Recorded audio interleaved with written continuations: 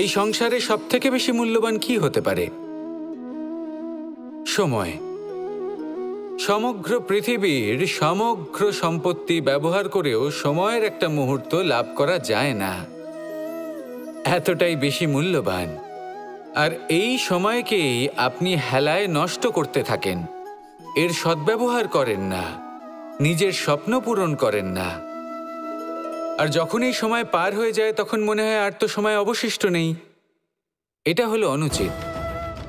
তাই এই সময়ের সদ্ব্যবহার করুন, শ্রেষ্ঠ কর্ম করুন, সেই সকল কর্ম করুন যা আপনি করতে চান, সেই সকল স্বপ্ন পূরণ করুন।